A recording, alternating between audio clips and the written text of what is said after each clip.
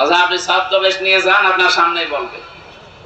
ও ছদ্মবেশ লাগিয়েছে, এই যে দরবেশের কথা শুনছিলেন, ও ছদ্মবেশ নিয়েছিল, দাড়ি কেটে সফা চেনা যাচ্ছিল না। ওইরকম একটা ছদ্মবেশ নিয়ে বাইরে গেছে, রাস্তায় একটা গ্রাম্য লোকের সাথে দেখা। ডাক দিয়ে বলে, এই বাদশা হাজ্জাজ বিন ইউসুফ লোকটা কেমন? কত জালেম, একটা জারজ সন্তান। যেই বলেছে জালেম আর জারজ, গেছে ওর মাথা খারাপ করে। আচ্ছা বেটা আমার জিনিস না, আমি সেই হাজ্জাজ বিন ইউসুফ। চিন্তা করছে আমার তো আর মাথা থাকবে না। ডাক দিয়ে বলছে, বাদশা আপনি আমারে চেনেন? না, আমি এই গ্রামের ওই লোক যার মাসে 2 দিন মাথা খারাপ হয়, আজকে তার পয়লা দিন। তুই পাগল, তোর 2 দিন মাসে মাথা খারাপ হয়, আজকে পয়লা দিন, তার মানে আরেকদিনও মাথা খারাপ হবে এই মাসে। তোর সাথে কথা বলে যা, ওই দিন কিন্তু পাগল বলে বেশি গিয়েছি। কথা বলছে না কেন? আমরা এই 15.5 বছরে পাগল বলে বেশি আছি। কথা বলছে তাছাড়া পাগল না বলে আমরাও তো থাকতাম ওকে সবাই ঘর ভেতরে, অথবা অনেককে ইলিয়াস আলীর মতো গুম করে দিত। আমার বিশ্ববিদ্যালয়ের 2 জন 8-9 বছর হয়ে গেল ওলিউল্লাহ মুকাদ্দাস এখনো পাওয়া যায়নি। মিনি আয়না ঘর এবং বড় আয়না ঘরে কত মানুষ ছিল, কতগুলো মানুষ এভাবে তারা লিখে রাখতো এই আঙ্গুল দিয়ে, এত বড় বড় নখ হয়ে যায়।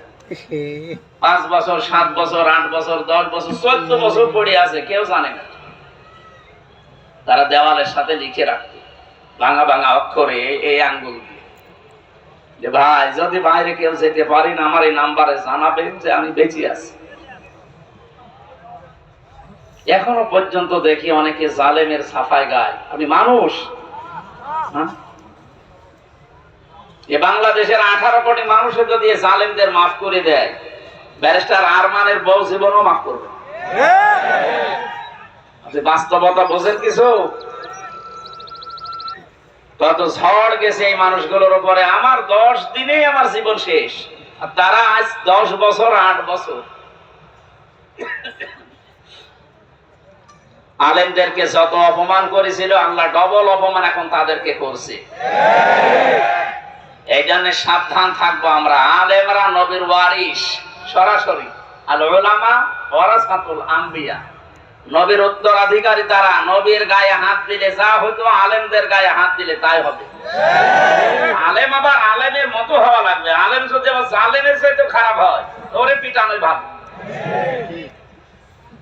আলেম ছিল না জালেমদের পক্ষে?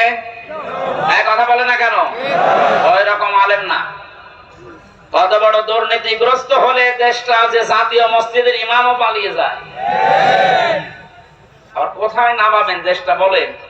এটা মসজিদের ইমাম, তাও বাংলাদেশের কেন্দ্রীয় মসজিদ, জাতীয় মসজিদ, তার ইমামও পালিয়ে গেছে। এসেছিল আবার জোর করে ইমামতি নেওয়ার জন্য, জনগণ জোতা দিয়ে পিটিয়েছে। পরের দিন আবার স্ট্যাটাসও দিয়েছে যে জনগণ জোতা মেরেছে কিন্তু আমার গায়ে লাগে। আরে শয়তান, বাড়ি একেবারে জায়গা মতো তো, এই জন্য এরকম কথা বলে। লজ্জা শরম তো কিচ্ছু নেই। কি কথা বলে না?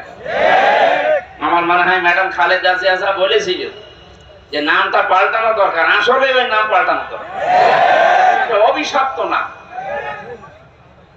নামটার ভেতরে কেমন যেন একটা অভিশপ্ত জিনিস লুকিয়ে আছে। কি গয়কার পয়াকার, বাকি নাম বললাম না।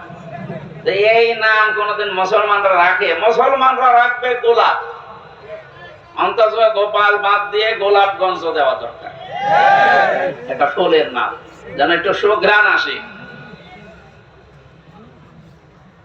এই জন্য পাগল বলে যারা এতদিন অন্তত বেঁচে আছি, আমাদের শিক্ষা নেওয়া দরকার আজকে। এই জালেম যারা বিদায় নিল, এই জালেমদের পরিণতি কি হয়েছে আল্লাহ আমাদেরকে একটু দেখিয়েছেন। সূরা নমল 19 নম্বর পারা 20 নম্বর পৃষ্ঠা 7 নম্বর লাইনের 52 নম্বর আয়াত। এই কথা বলে কি এখন? আর মোবাইলটা কেড়ে নিন।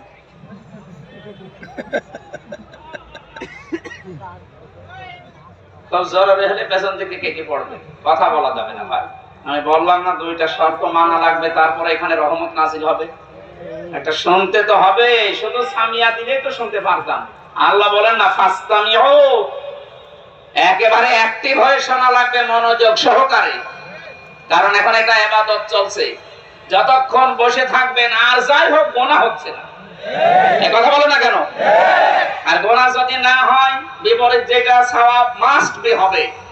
এক একটা অক্ষর শুনবেন 10টা করে নেকি পেয়ে যাবেন। সুবহানাল্লাহ বলতে পারেন? সুবহানাল্লাহ। আল্লাহ রাব্বুল আলামিন বলেন ফাতিলকা বুয়ুতুহুম খাবিয়াতাম বিমা সালামু।